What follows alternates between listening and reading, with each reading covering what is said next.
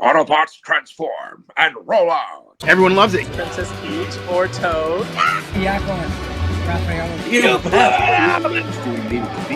Like, what am I watching, man? What's going on, folks? My name is Scott Schertzen, and joining me once again is Robert Mr. Buddy the Elf Manning. And on Chatting with Awesome People, you know him best from Back to the Future 2 and Back to the Future 3 as George McFly, once in a scene that was completely upside down. I'm sure I'll talk about that. But stage actor, television actor, movie actor on top of that, outside of Back to the Future, including such films as basically works alongside Leslie Nielsen, Twilight Zone, the movie from 1983. So his career lands over 40 years at this point. But joining us today to talk about life, the universe, and everything, Mr. Jeffrey Weissman. Sir, you making the entrance? Yes. Whoa! Love it, sir. Love it. How the heck are you? I'm happy to be here. Grateful Thanks to for have having you me here. on, Scott. Hello, Robert. Hello! Huge fan. Yeah, appreciate it right now. Appreciate the time on this one. Welcome to spring, by the way. It's awesome. Basically, we finally got through winter, such as it is. But yeah, let's talk, like I said, a little Back to the Future, a little theater work, stage work, Back to the Future work, because you did an episode there, too. That may come up. But yeah, first of all, in general, how you doing today? Good, good. Spring has been weird. I live up in the foothills of the Sierras, and less than a month ago, I had 4 feet of snow dump on us. This was a weird winter. Just been a wild spring. Mm-hmm.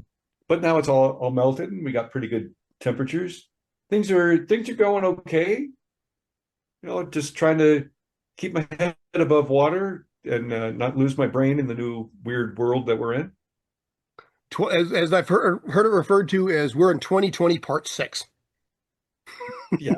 Oh man, I just stay calm, plow forward. So we met many years ago in Hoboken. No, it was in Middletown. Middletown, New York was where the Hoboken Film Festival is, and it was either 2013, 14, or 15. I don't remember which, but suffice it to say, definitely over a decade. I love that because I was there for the premiere of a film I started in called Savior of None. That sounds familiar. It happened to be in the same town that I have a dear auntie. My auntie Anita lives in Middleton, and because the storm, or the damage from the storm in Hoboken, it moved to Middleton just that year. And I was like, hey, two birds with one stone. I get to see my auntie upstate New York, and I'm a star in this film, which, I think that film came out pretty good. It was one of the first times I was given a role that was a heavy, not a bad guy necessarily, but I had to, become the avenging angel for this adolescent girl who's being abused in the foster care system. It was a very, very heavy drama. This is what I look, taking revenge on the foster parents and the gangs that were raping her, and it was a very heavy duty story that. I generally don't get asked to do roles like that, but there apparently a famous actor that had been cast in this film, this no budget independent, backed out at the last minute. And the director came to me and said, "Can you take over the lead?" I was like, "Yeah, wow." And for a no budget film, it came out pretty darn good, and I loved it that I got to work with this guy. He we've had him on the channel. Yeah, from I'm a big fan of the Mad Max movies. Vernon Wells, correct? Yeah, Vernon George Wells plays my character's best friend, the bartender in that movie. Yes. And I was able to tell Vernon how much I loved him in Mad Max. And the film that I started doing co-star roles in was Twilight Zone movie directed by George Miller, the same director as Mad Max. And working on Twilight Zone movie was such a thrill because it was George's first foray into Hollywood filmmaking. And when we met for the audition, that's me with the big hair there in the group shot in Twilight Zone. George was like thrilled to be on the Warner Brothers lot. It was he was like a kid in a candy store, and so was I. And so we got along famously on the audition, which was basically telling a joke, and then getting to be friends and working with John Lithgow was Sure. just a treat. You know, John and I had a lot of great moments that he, like myself, was weaned on stage. Mm-hmm. And John confided in me that he loved what George was telling him, because in most film work that he gets, he's told to bring it in. You know, you're too big. But George was telling him to do the complete opposite. I want more. I want it bigger. And he just loved that. John was beside himself. And boy, I had some real adventures on that shoot. And it was really great to be a part of that ensemble. I've been very fortunate in most of the big roles that I've had, or bigger roles that I've had in Hollywood films. It's been ensemble. Mm-hmm. The Back to the Future movies, very much an ensemble. The Pale Rider, Clint cast a terrific ensemble. And, you know, I pinch myself that I get to be in those, you know, you become like a family while you're shooting. And the exemplified by when we get together with the Back to the Future cast reunions, everyone's real happy to see each other. And it's really lovely. And unfortunately, you know, we just lost the late, great James Tolkan. Yep. Who I've traveled many places, you know, around the world practically with James. And he's always been such a gem. Because of James, I would meet other great stars. He and I were having a coffee at the London Film and Comic-Con, and Leonard Nimoy was the Star Trek star. And Leonard saw James and came right to our table when he came into the green room, because he and James had performed on stage in a play directed by Otto Preminger back in the 60s. And it was really great to hear the stories. Preminger, in any film or play that he directed, he picked a whipping boy or girl from the cast, and he picked Leonard Nimoy. And James just started laughing and laughing and said, "You didn't stand for that very long." Nimoy said, "Yeah." I got up and walked right out. And James laughed and laughed and said, "It took about 3 hours for him to get you back, too." And for the next few minutes, I had Leonard Nimoy on one side and James Tolkan on the other side doing their Otto Preminger impression for me. I was in heaven. Surreal is the word I'd almost meant use in the case like that too.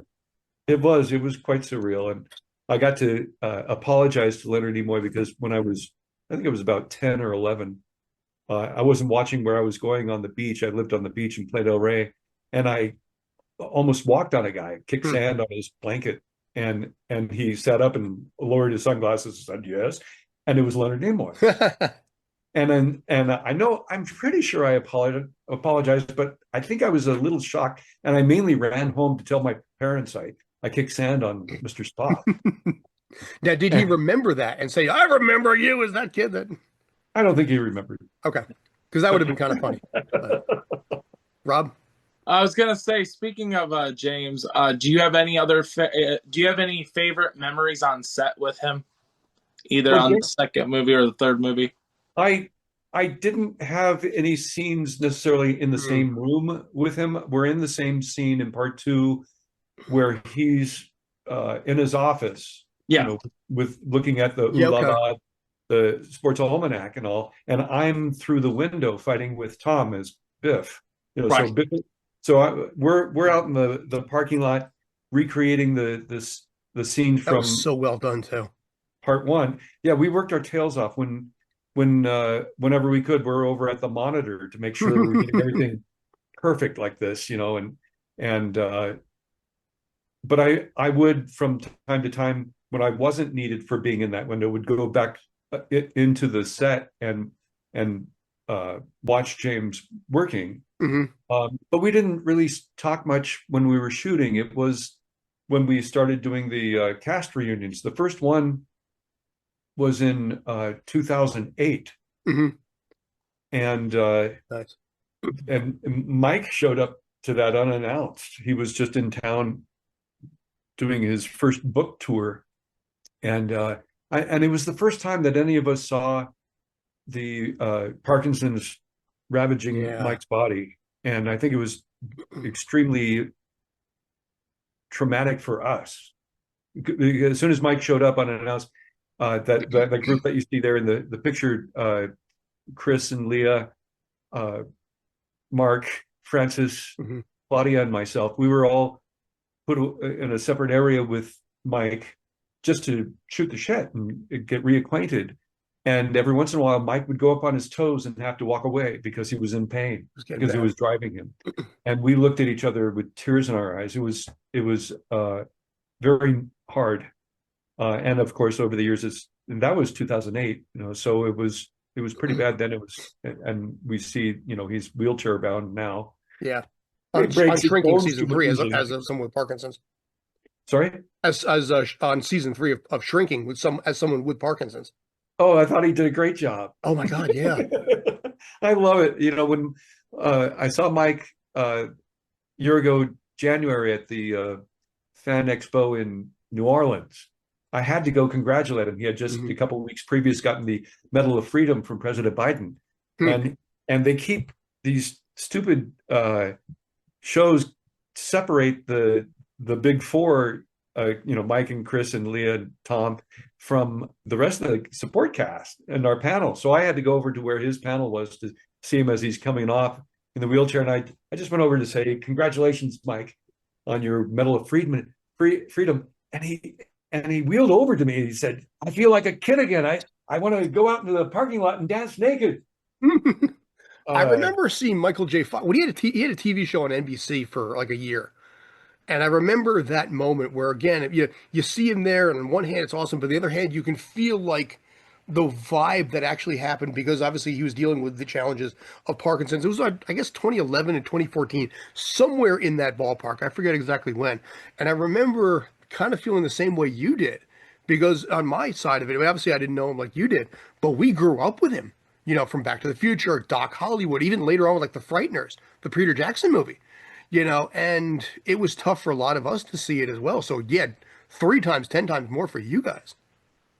It was very dramatic, but he's still feisty, smart as a tack. Has got great humor, and is facing it with great aplomb. He's an inspiration to so many. I did a podcast recently on a gentleman's. It's my PD party. He's got Parkinson's and it's affecting him, and he was so happy to have me on. And I shared the podcast with Mike's assistants, and who shared it with Mike. And just last week, this gentleman was given the highest honor that Parkinson's folk hand out. So it's kind of a win-win-win. When I produce various events over the years, 2015 I produced a cruise, Back to the Future cruise to end Parkinson's, and more recently for Back to the Future Part 3, where the film was shot in Sonora and Jamestown, a return to Hill Valley, and before that back to 1885. And I would ask, if possible, Mike, can you sign some of the posters or whatever? And he never hesitates. It's really fantastic to have that support for someone who is just being, pulled in every direction, and on top of having the ravages of the disease. No, he's really an inspiration. But getting back to Hoboken, yes, that was the first time since, gosh, probably 74, 75 that I had seen Joyce DeWitt. Yes, she's a mainstay with Hoboken, or was for a while. Her and Marty Cove back then. And Marty Cove, if you remember him too. Yeah, she played my mom or I played her son in a production of Stop the World, I Want to Get Off at UCLA nice. Okay. In 1973, 74, something like that. So it was really lovely to, track her down and say, Mom. I was assistant director of the film festival that year. So I remember, yes, Joyce DeWitt was there. Robert Loggia was there too, I think, for 2013. And Burt Young, I think, was being honored. Okay, that would have been 2014 then, I think, for Burt Young. And I wanted to pinch Burt. My ex-wife was doing support work on Back to School, and Rodney Dangerfield and Burt would come over and hang out with my wife and their girlfriends, and Bert, like right in front of me, was trying to pick up my wife. I wanted to give him such a pinch, but anyway, not a, but he's gone now. Yeah, he is. A couple years Rest ago. well, Bert. Rest well. So. Yeah. So the film festival for me was, you know, a mixed bag. It was heartwarming, and it was great to see that film I worked so hard on. That character who had a metal plate in his head, and he was stuck between a rock and a hard place, trying to help this adolescent girl being abused. And that film, you know, is streaming on Amazon, I'm pretty sure. But it, you know, I don't know if it's getting any attention at all. I think it's a pretty worthy film. Well, we got to do this again. What's the name of the film? Savior of None. There you go. Find it on Amazon. If you can't find it there, look it up. You'll find it somewhere.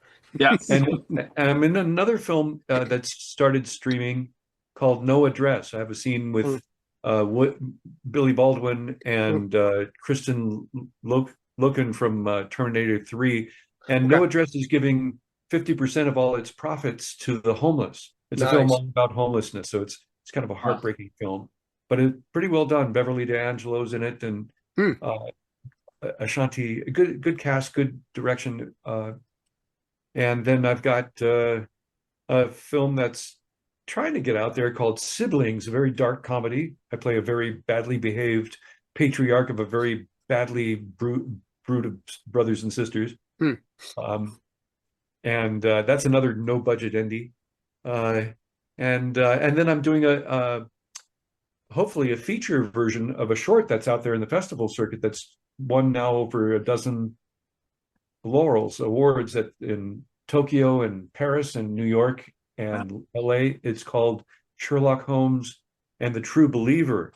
And in that, I play Professor James Moriarty. Nice. I can see a Moriarty in you. I can certainly. There I am on the poster, you know, with this kid who kind of saves Holmes from the machinations of the professor. Let's see if I have another picture there. Well, it kind of. There he is with his mutton chops. See, the hair is perfect, huh? So the director and producer, because it keeps winning awards wherever it's being shown, they're figuring they want to make it into a feature now. So I'm giving input and trying to help flesh it out into a full-length script. Nice. Yeah, keep it posted on that. We like to work. Rob? So I am a huge Back to the Future fan, so just to have the honor to talk to you right now is amazing. Like Scott mentioned earlier, I have been very blessed to meet most of the cast. I thankfully have met James. I met him back in 2018. And I've met Michael, I've met Tom, I've met almost all the main cast, Leah, and you know, so, and now to add you on the list, do you have any Comic-Cons coming up or anything like that? What do I have coming? Let me think. You know who's just started doing Back to the Future events? Is this girl, but the first time we had both Jennifers was in Canada. Yeah, Elizabeth Shue never did. I was going to ask you about that in a second, but yeah, Claudia Wells had been. And Claudia, I think, even did the voice of Jennifer in the Back to the Future game. It came out like, what, 10 years ago, 15 years ago?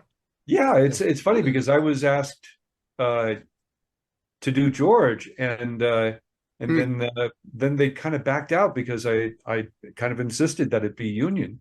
He wasn't. I don't think he was really in the game though. That I can remember the AJ LaCasio one with. It was the Telltale. Yeah, that was the one. Yeah, Telltales. Yeah, I don't know what happened, the machinations with that, but I was, darn it, I should be able to do George. Well, But Claudia and Elizabeth doing the same show for the first time in Calgary last year was really a treat. It was great to see them both get along, and Elizabeth is very sweet. Claudia is very sweet. It was nice.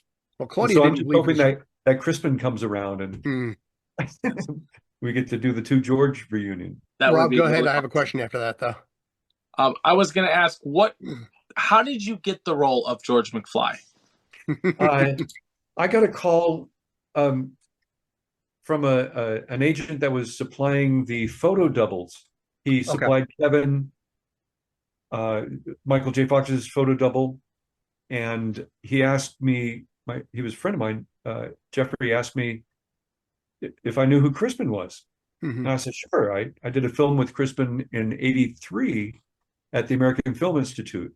And he asked if I was the same height and weight. And I said, no, Crispin's taller and probably heavier. And but what's up? And he said, oh, well, there's a project looking for a photo double for him. Interesting. And I said, oh, for the Back to the Future sequels. He said, I'm not at liberty to say. So he had an NDA or whatever. And I said, get me in there, because my ex-wife was having our second child. And I needed to qualify for my medical. So I just needed to work. And I met with McGifford, and I met with two of the assistant directors. That went well. And then I went to casting and read for Judy and Mike, I think. Let's see, Judy Taylor, Mike Fenton. I'm pretty sure I did the scene from the first film of hanging the laundry in the backyard with George and Marty. And there were some other guys in there too, I think, auditioning for the same thing. And then next thing I knew, I was being sent to Ken Chase, the designer of the makeups on the first film, for mold fittings. And then I was sent for a fitting for a body cast for special effects. And then I was scheduled for a makeup test in the young George makeup. And I remember shooting next door was Dick Tracy, Warren Beatty's Dick Tracy, and I saw I think it was William Forsythe's flat top and Dustin Hoffman as prune face or Mumbles or whatever, and so I'm in the young George makeup, and they're looking at me going, "What the hell is that?" I'm looking at them going, "Wow, this makeup is incredible." So at that screen test, I went through the moves of young George and stuff, and Zemeckis asked Dean Cundy, my good friend Dean, he said, what do you think? And Dean said, I think we got Crispin without the trouble. Nice. Which kind of alerted me that what the heck is going on? And so I was talking with Ken Chase, my makeup guy, and he said, Crispin's out, you're going to be George. Like, and jaw goes down. I said, that's impossible. How could they can't make the film without him. I was, I even called Crispin. I still had his number from exchanging it when we did the film in '83. And I'd read in Variety, the Hollywood rags, that he had a conflict with another film, I think a David Lynch film or something. And I didn't hear back from him. And then sure enough, my agents didn't negotiate too well for me. So I ended up having to negotiate with Zemeckis while shooting the first day or so. I said, I've had a shared title card on Pale Rider and Co-Star and Twilight Zone, etc. And anything less would be a step back for me in my career. And Zemeckis thought about it, and he said, I won't give you a solo card, but I'll give you a shared title card. So I have a title card with James Tolkan at the beginning of part 2. But a few minutes after that conversation, Neil Canton and Bob Gale came running over to me saying, well, you can't talk with the director about your credit. And I said, well, my agents dropped the ball on it. And they said, no, you talked to us. And I said, well, he agreed. From then on out, I don't think they like me anymore. Listen, it all comes out of money. Yeah. And it was as we went along, really, that I learned the different things, that Crispin was holding out for $1 million and script approval. And I don't, I could see the $1 million, but the script approval, maybe not. And of course, Bob Gale would tell me stories of Crispin disappearing when they needed him for a shoot on weekends, or him painting, he and Leah in character painted a volcano, and he brought it in and insisted that it become part of the McFly's home set, and Zemeckis saying, no. And him throwing a fit. Ken Chase said Crispin fell asleep in his chair once, and he had some hair that really bothered him, and he just was snipping the end of it, and Crispin heard the scissors, woke up and threw a fit. So there was stories from both sides. Eventually, when part 3 came out, Crispin called me and said, it wasn't fair what they did. And I said, tell me what they did.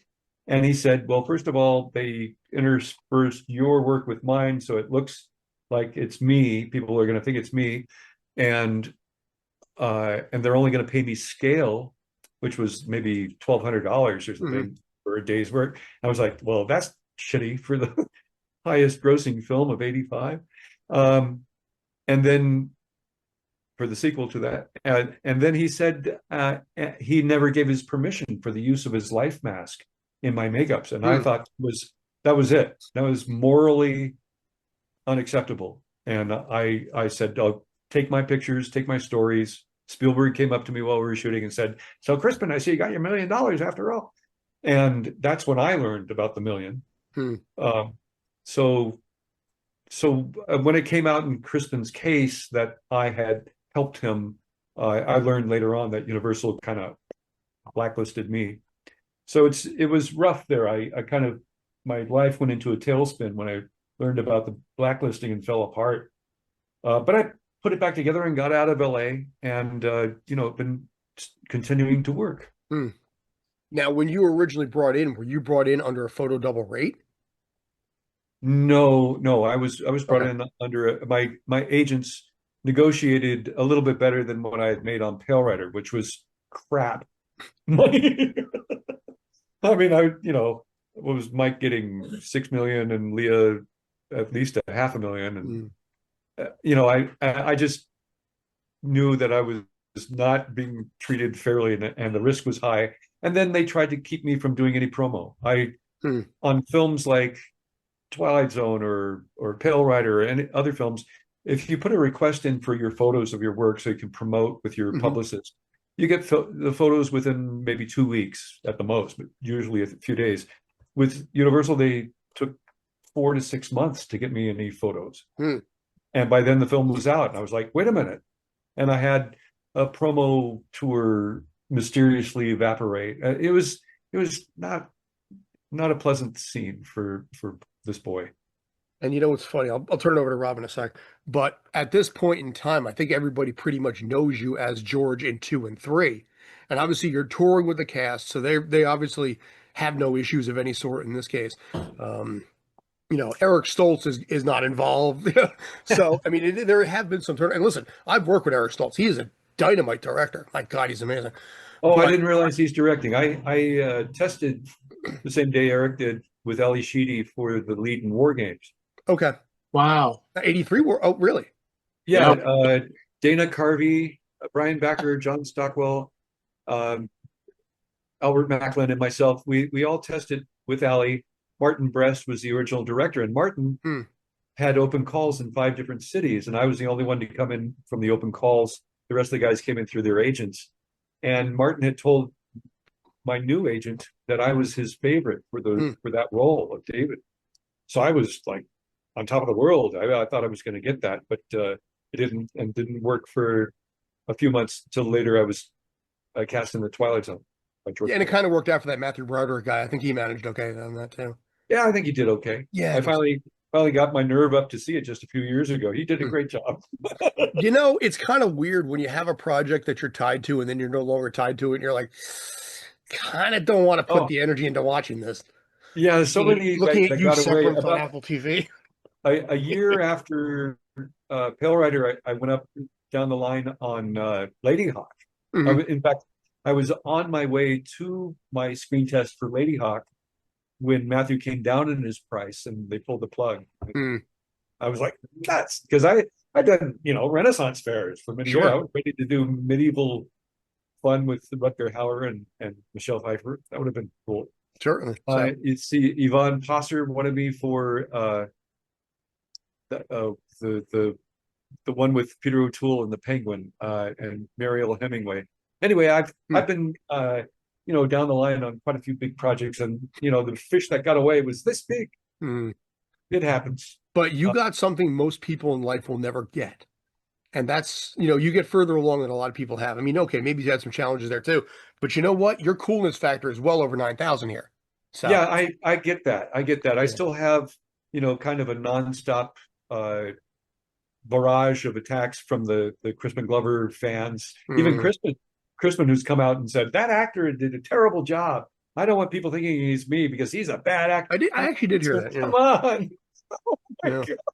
On the plus side, though, a lot of the merchandise from Back to the Future 2, the movie you were in, has made its way into regular pop culture.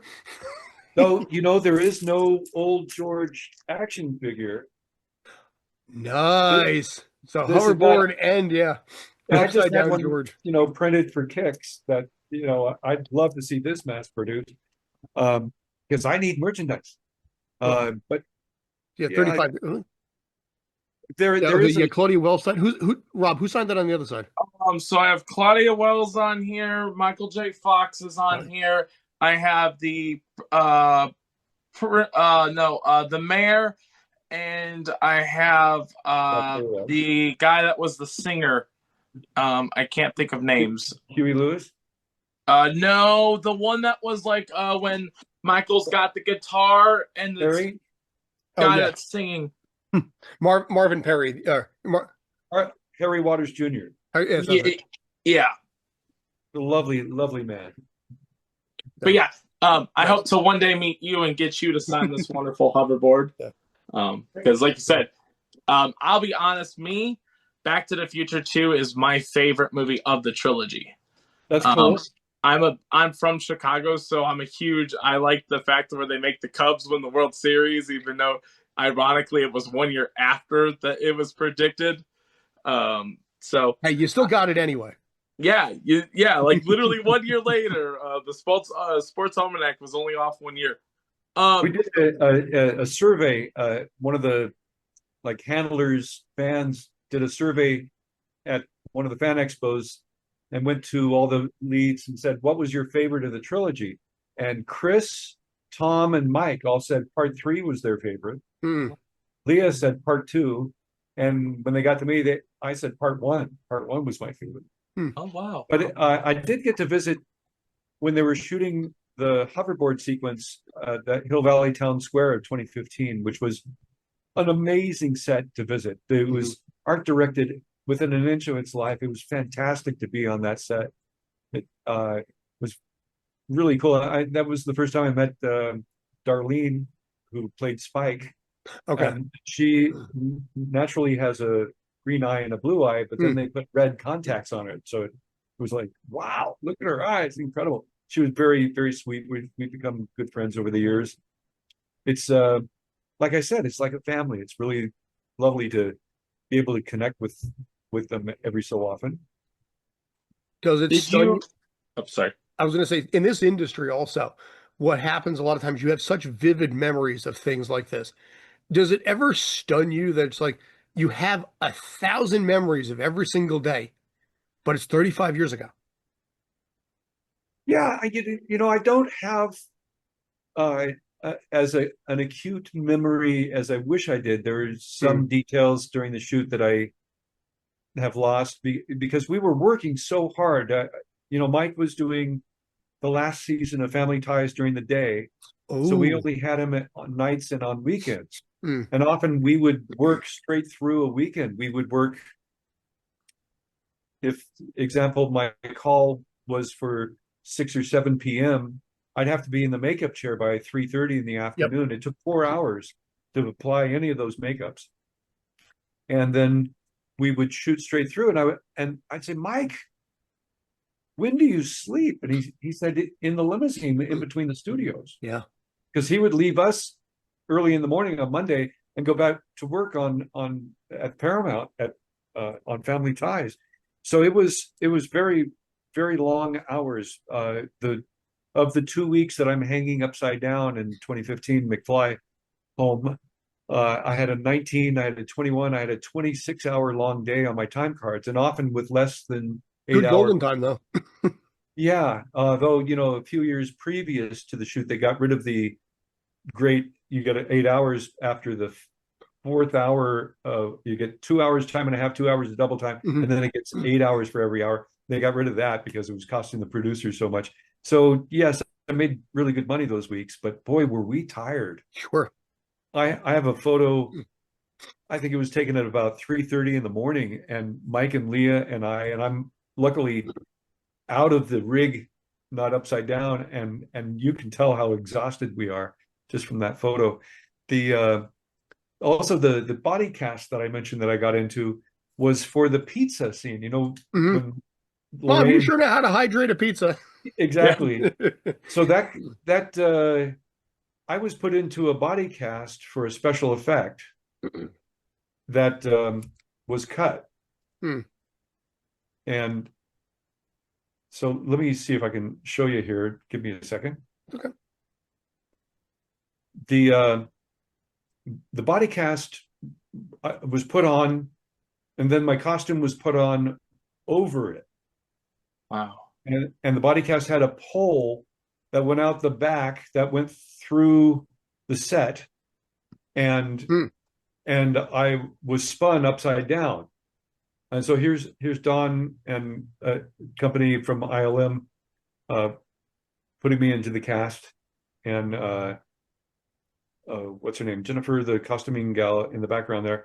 So what Lorraine would do is says she'd get the pizza and say, George, it's bad for your digestion to eat upside down. Rotate your axis for dinner. And so I did my best Crispin impression with the golf swing going, okay, 4.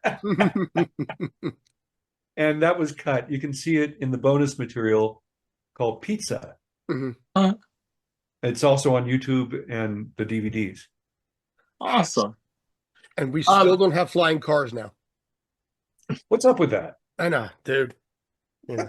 Go ahead, Rob. Sorry. Sorry. No. And where's myself tying shoes? Yeah, self-driving clothes, Yeah.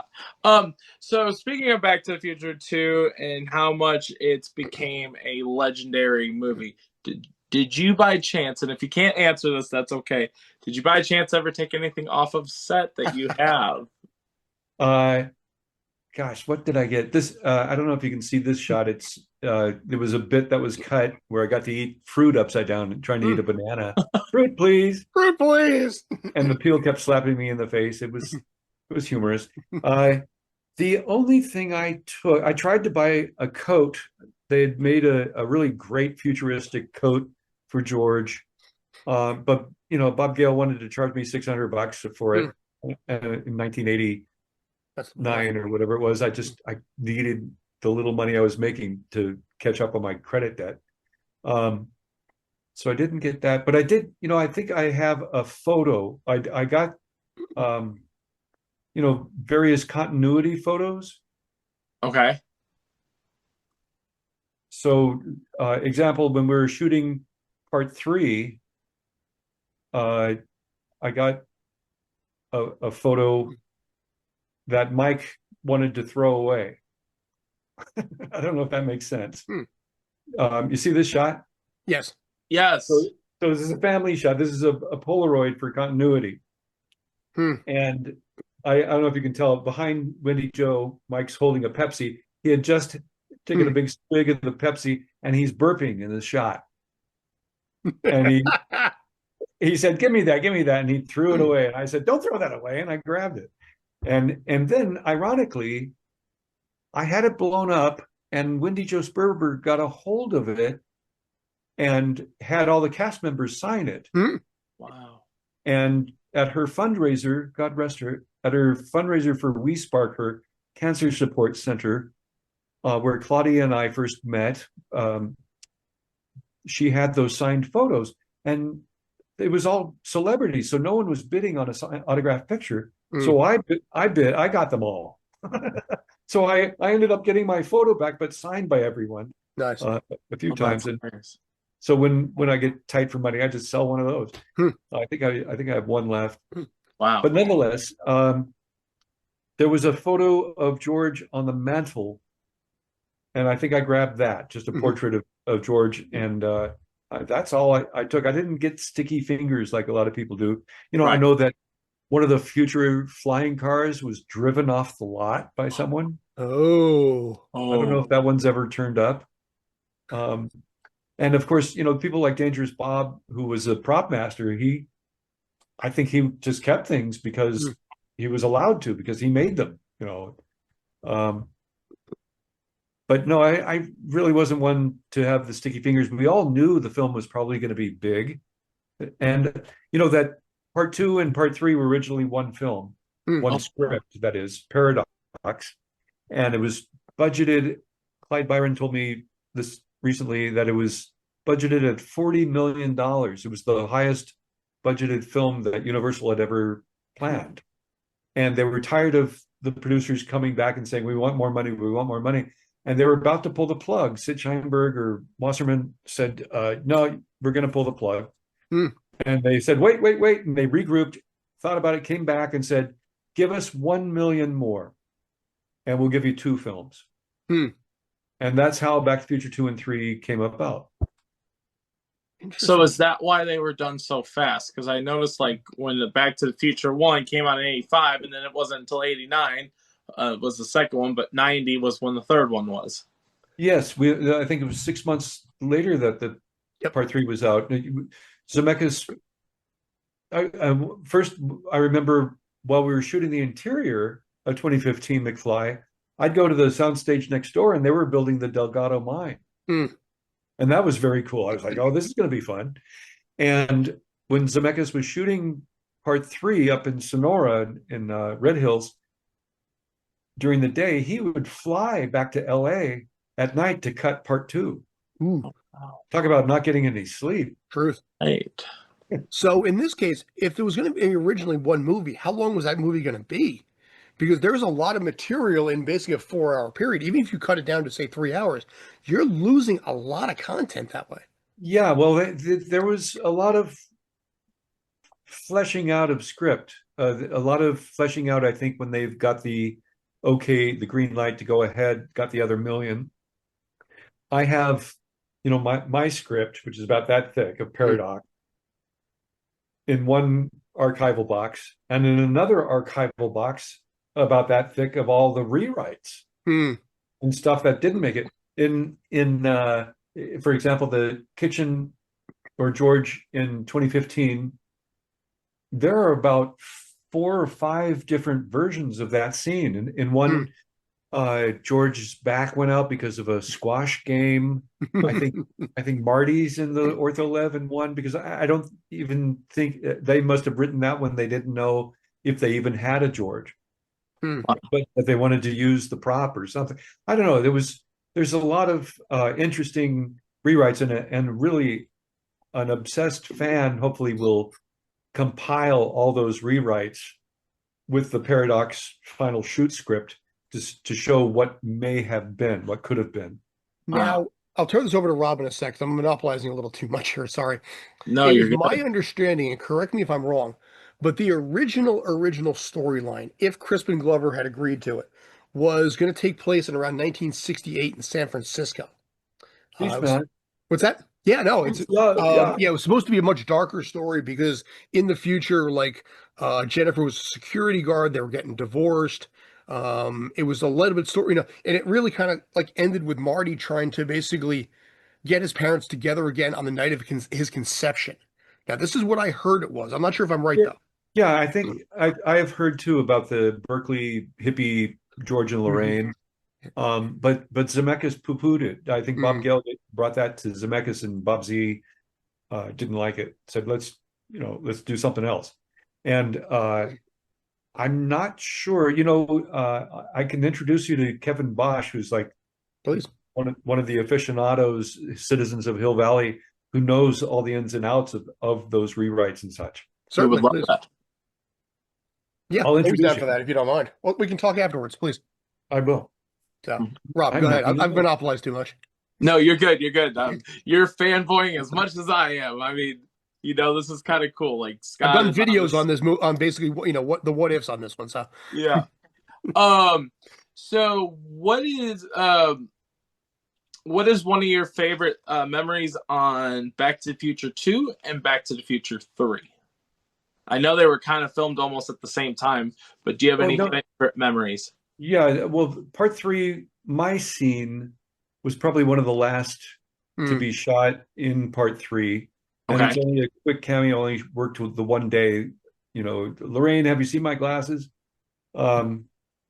but it was a memorable day in that it was great. I played a Ringo fan in I Want to Hold Your Hand that Wendy Jo Sperber was in, that Zemeckis directed.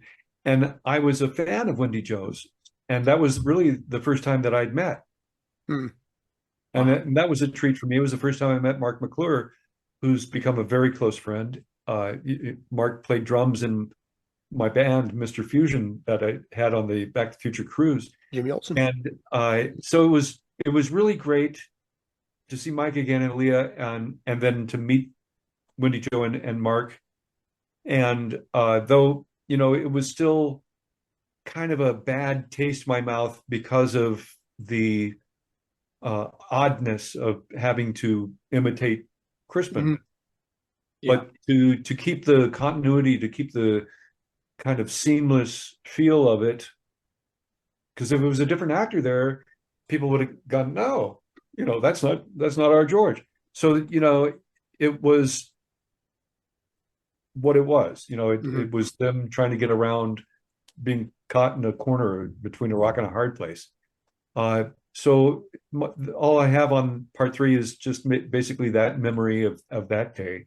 And it was a memorable day. I think I'm in more footage that the neighbor took through their window at the location than in the film.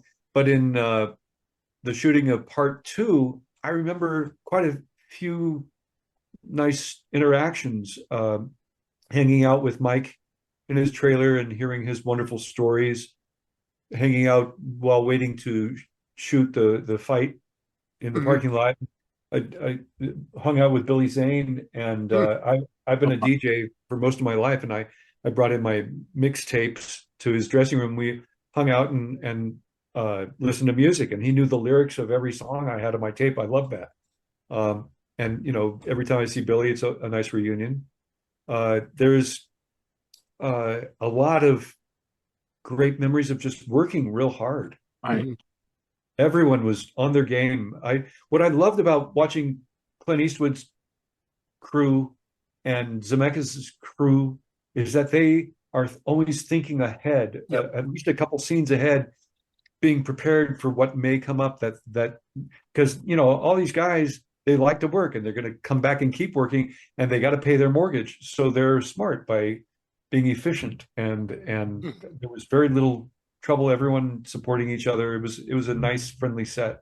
Both Clint's crew and Zemeckis' crew. And it's my understanding that Clint Eastwood is a ridiculously fast director too. Like 2 takes, check the gate, turn around.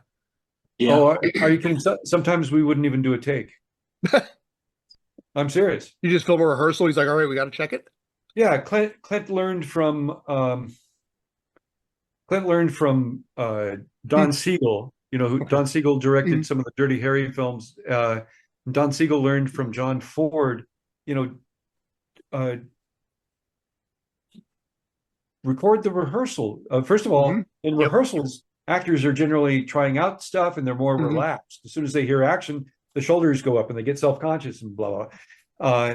So in the scene, that picture that I showed is from when Spider, my character's dad, is calling out the bad guys, and they come out and the deputies, Stockburn's deputies, make him dance and then shoot him from head to toe.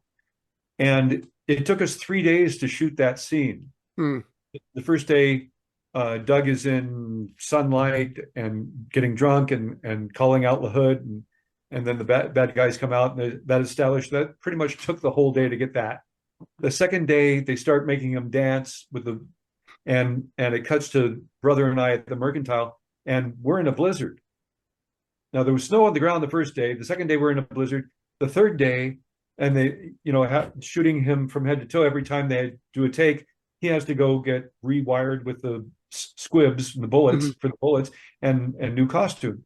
And I think we did that 2 or 3 times, and it was hard work, many camera angles, lots of coverage. Then on the third day, all the snow had melted, and the sun was back out, so they had to bring in the oil-based snow. So we had very little time. We'd spent 2.5 days on this one scene. And we talked about the blocking. Chuck playing Eddie was going to go here, and I was going to go there, and we talked about it and got ready to shoot. And no, it was just a rehearsal. It was just a rehearsal. And Chuck went to where we had agreed I was going to go. So I shifted gears and went to where Chuck was going to go, but I slipped on the oil-based snow and almost kicked poor Doug playing dead in the head. I remember my boot made his hair go like that.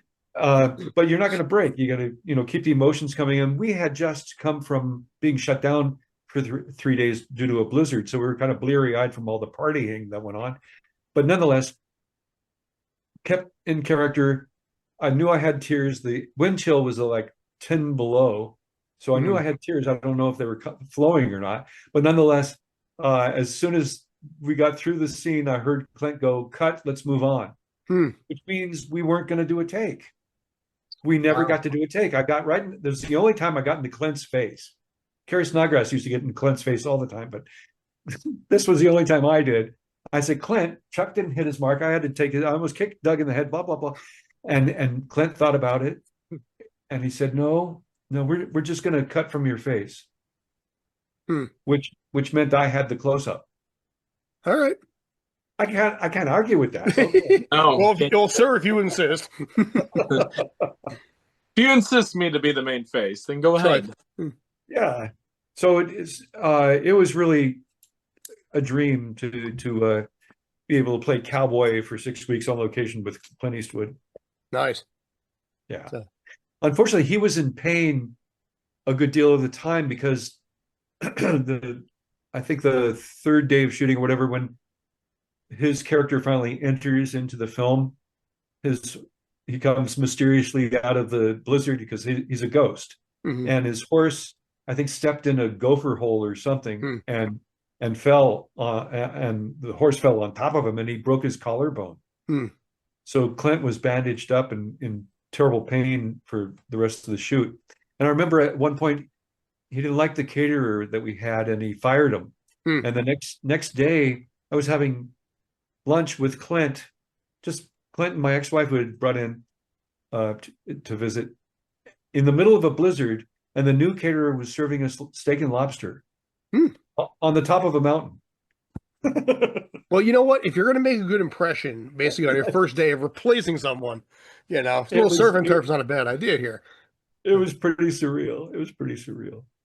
Yeah, we've all been on productions where you get, like, obviously, New York Strip and things like that, and other ones where you get that box lunch ham and cheese sandwich with potato chips, which I don't personally care. I don't, but McDonald's. There you go. Yeah, but basically, the cheap stuff.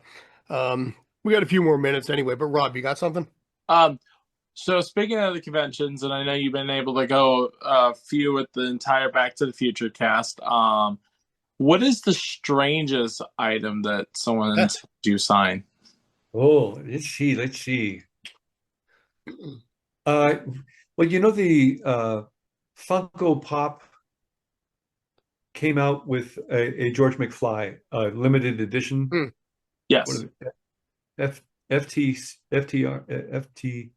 Anyway, and one of the first times I ever signed one, I was like, I have never signed this. And he said, will you do it in white ink? And I had this white ink pen, and I put the pen to it, and it just went,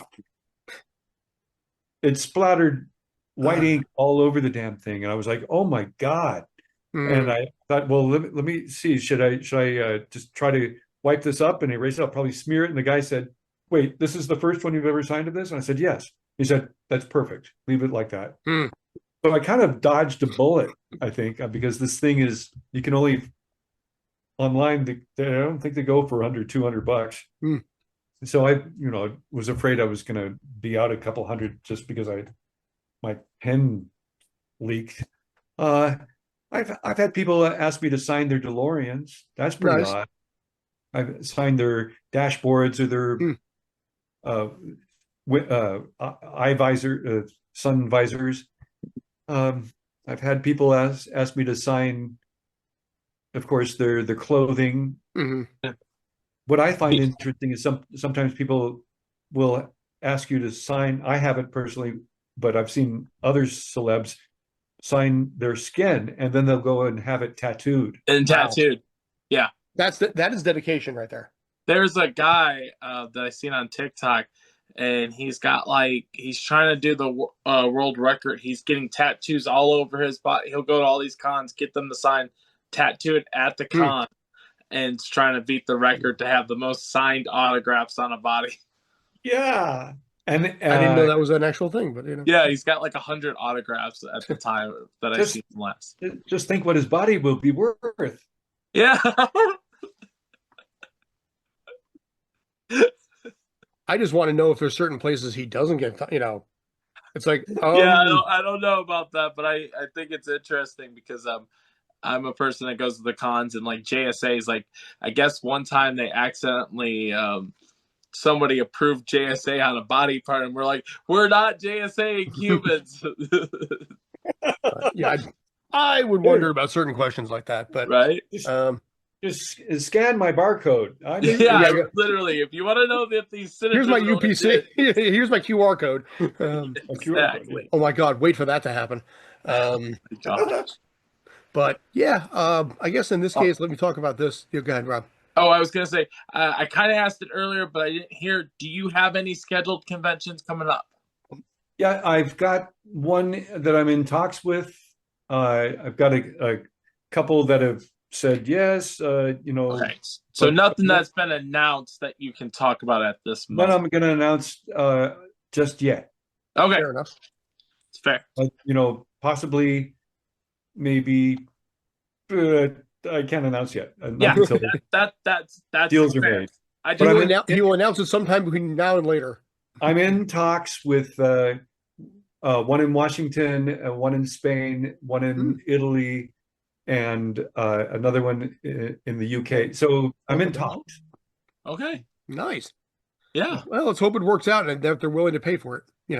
Yeah, it's a very curious time also to be traveling. I'm a little reticent because of maybe World War III. I don't know. Listen, you and I are old enough to remember when basically we were going to have World War III back in the 80s. So, it's always around the corner. Yeah, I remember when I can go back when the Desert Storm thing was taking place. I was being deposed for Crispin's case. I had one day that was 8 hours of deposition. The second day was 7 hours, and it was in between deposition on breaks. We were watching the attacks. Wow, yeah, live on TV. Wolf Blitzer. Yeah, because I remember when I saw Back to the Future 2 in theaters, they had a full trailer for Back to the Future 3. And yeah, that was literally at the same time. That's weird. Wow. But last thing I got in this case here is, do you have anything else that either one of you guys want to go into? And Mr. Weissman, what social medias do you have? I got them all. On Facebook, I'm at Jeffrey Weissman Actor. My personal account has been at the 5,000 friend limit that they imposed for 15 years. I've had that. Down you Facebook. It's weird. I had 6,500 friends, and one morning woke up and it was down to 5,000. I woke up, what happened to 1,500 of my friends? And Facebook said, no, you can't have 60. Never mind. Anyway, so it's been a real pain trying to juggle, finding an inactive account to add something. So I've got 1,200 people waiting in line. I'm like, well, you could follow me, I guess. Sure. And then Instagram is at Jeffrey J. Weissman, Weissman. TikTok, I'm on TikTok there. Woo! I have some very weird videos. I don't know. Look for me there. But and my X is at Jef Weissman, Weissman. Nice. And then better yet is go to jeffreyweissman.com, and I have a whole bunch of pages or stories from different sets. I'm going to be adding more stories. When I was 14 years old, I met Mel Brooks and found my way onto this Young Frankenstein set, shooting up. Nice. Putting putting on the Ritz number. And, I've got lots of stories throughout the years that I'm trying to archive and share with the public there, besides just podcasts. And also there's a store there where I have offered lots of photos from being the high geek on Saved by the Bell to my guest star spot on Scarecrow Mrs. King and other shows, Diagnosis Murder, and of course Back to the Future 2 and 3. Those photos for the fan in your life or you, I will personalize and I'll keep it at fair market value, Nice. cost. Appreciate that. So basically none of this, Cafe 80s thing. Go and order Pepsi. Here's a 50. I just invested in some of the Cafe 80s glasses. I'll probably bring those to shows, as well as I'll try to get some of those Funko Pops, and I have that. There's an action figure that doesn't quite look like Crispin and doesn't quite look like me, and I only know one guy, Ryan Scott Weber, owner of New Jersey Horror Con. Oh, I know Ryan. Yeah, actually, I know Ryan. I think he's the only person I know that has both Crispin and I. I will have to message him. That's cool. I've actually known Ryan for a lot of years at this point because of our ties to Ming Chen and View Askew Universe and all those guys. So yeah, I know. Actually, that's funny. Tell him I send my salutations, and I'm ready to come back to his show. 100% will. So, I did two things, because I know you mentioned something earlier, but I don't know if I ever heard the end of the answer. So you said you called Crispin Glover when you got the announcement that you were kind of taking his part. Did he answer? I called him before. Right. I was told that I'd be playing him. I said, Crispin, I left on his machine. This is Jeffrey. You remember we worked on the thing at AFI, and say a good word for me. I could use the work. He was doing his photo double. And then when Ken Chase told me I was going to play the role, I called him and I said, what's going on? The second message. And then he didn't call me until part 3 came out. Okay. So he was laying low. Him. Yeah. He was laying low, and no, I kind of... You sound disappointed a little bit too. I walked into sort of a trap with him and his attorney, because they assured me that my conversations with them would stay confidential, and of course it came out during the deposition. So anyway, it's a lesson learned. I had questions. I trusted the studio to be on the up and up and to take the moral high ground, and they didn't. And Crispin was kind of shifty and shitty, and remains that way. So, oh well, what are you going to do? Now onto the fun question: if you could, if you could steal the DeLorean, we're talking about the car, we're talking about not the actual one in real life, but the one from the movie, the time machine. Yeah, if you could steal the time machine and go to any time in the world, what year would you choose, or what time frame? That's a tough one. I'm often asked, would you go back and meet Shakespeare? I would like to go back and meet my grandfather, who on my father's side, who died before I was born. Okay. Because he owned interests in the commissaries and pharmacies at MGM and RKO Studios and in Beverly Hills and such, and he had quite a reputation of being a great guy, and he died just before I was born, so I'd like to go back and meet my grandfather. This is my DeLorean. Whoa! Wait, you actually own that? No. Oh.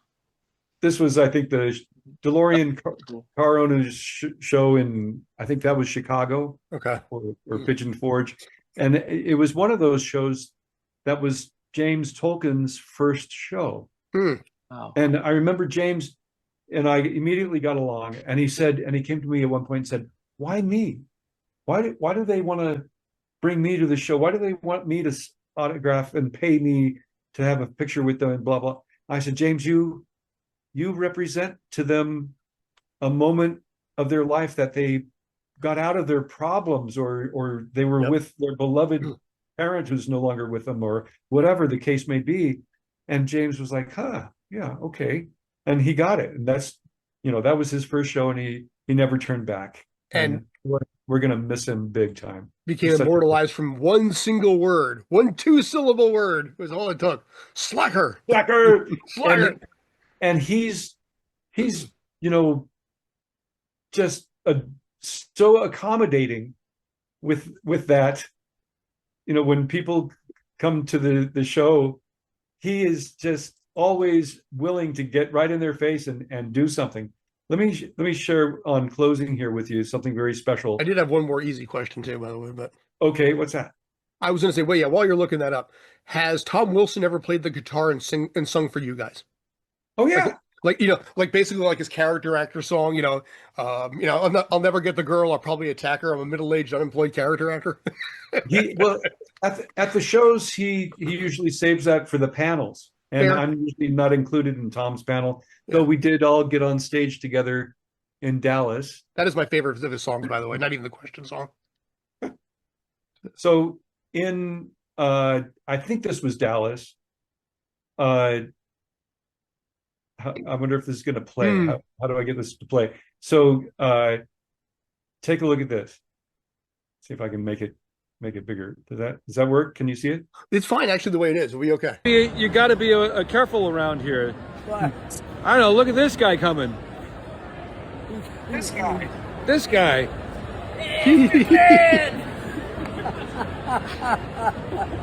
Nice. Yeah. God, we love James. Yeah, it's funny. Like I said, in this industry, it's always interesting because you only work together for a few weeks, but you build a rapport that lasts such a long time. I've been fortunate on my own side with the career that I've had, such as it is, where you have such, like I said, absolutely vivid. That's why I asked you, you have these unbridledly vivid memories of things that you've done. I mean, for me, the first biggest stunt role I ever did was Dark Knight Rises. We worked together for a week, and for that, it was just like forever you're bonded to Batman. And it doesn't matter, like I said, if you ever see these guys again or you don't, it's just like, okay, yeah, this happened here. And you have this weird commonality based on that. In your case right now, I think it's a little harder too, because you came in with a movie that was an expectation to exceed or at least match the original. The first one was this cute little movie about, send you back to the future. It's like, okay, it was cute. It had the guy from Taxi in it, But in this case here, you came in to a movie franchise, became a franchise, and people were looking at you being like, okay, who's the new guy? And I remember seeing it as a teenager thinking, George looks different. I guess that's him. And I was like 14 or 15 at the time, but I remember looking and thinking that I guess that's George. I mean, they're doing I guess it's the same scenes from the first movie. Of course, you learn everything later, but you came in and they've accepted you as part of that, just like they've accepted everybody else. And that's really awesome. Yeah, it was a thrilling opportunity for me. At the same time, it was mixed in that I was thrown kind of into that deep end. Yeah. Without rehearsals. I remember first day of the 2015 shoot, Zemeckis giving Leah and Mike George's lines from the script, and I said, "You guys, wait a minute, I can act. Maybe I wasn't around for the table read, or I've been in other Spielberg adjusted projects here before." Yeah, it was odd, but I fought back. I did some improvising too. When I come in the door for the first time, during rehearsal, Marlene, dear Michael, in the orange hot pants as Marlene, I with a little stuffing to give her a bit of a butt, I thought it looked like a pumpkin, and I improvised "How's Granddad's little pumpkin" because of her butt. That's what. Okay. So they let me improvise a little bit, but there was really no rehearsal, no table reads or anything for me to be a part of, because I think they waited until the 11th hour, to the very last minute, just hoping that Crispin would come to his senses. But like I said, they were stuck between a rock and a hard place, and they did what they had to do. And the insurance, ended up paying off Crispin. Yeah, well, and obviously in your case right here, I mean, getting the principal role, getting the residuals from that too, and obviously that helped until recently. That helped the towards your health insurance too, but they kind of changed that in 2020. Yeah, yeah, I know. Yeah, I'm not going to go. I've gone down that road myself with several obscenities of my own, and although I did get a $40 residual check yesterday from something on FX, which is nice. But you know what? Fills the gas tank part way. And all I had to do was accidentally set a table on fire. So we lost connection with him, so we may just wrap it here. So Okay. well, it's been really great to be on your show there, Scott. And I'll if you think of anything that you need me to send to you to help support, I'll do that. I'll drop you a message afterwards. Like I said, in this case, I got to handle something out after this, but maybe tomorrow night I'll drop you an email if that's okay. Okay. Perfect. Sounds Love good. it, sir. All right, sir. I appreciate the time on this. I'm more than grateful. Once again, this is Mr. Jeffrey Weissman. Congratulations. By the way, Back to the Future 2 is now at this point 35 years old and still running, still basically, as popular as it ever was. Back to the Future 3. So, congratulations on that. Congratulations on Twilight Zone, which is my wife's big thing there, and everything else across this 40-plus year amazing career of yours, sir. So, Thank you. It's odd to go back and say, oh, I've been doing this since 77 professionally. Nice. Where I got brainwashed by Alice Cooper and Sergeant Pepper's Lonely Hearts Club Band. Oh boy. Oh, really? Wow. We'll save it for the next show. Damn, darn straight. Oh my God, yes. Yeah, we carry a lot with the music side of things because it's funny because a lot of the voiceover people that we have are DJs as well. So we'll sit there and we talk like everything with movies. The voice of Scooby-Doo sang the song Watching Scotty Grow by Bobby Gold, which is the song I'm named after, and he sang it like on the fly. So we can certainly go the music route if you want to. So happy to. Once again, thanks for having me on, and I'll see you in the future.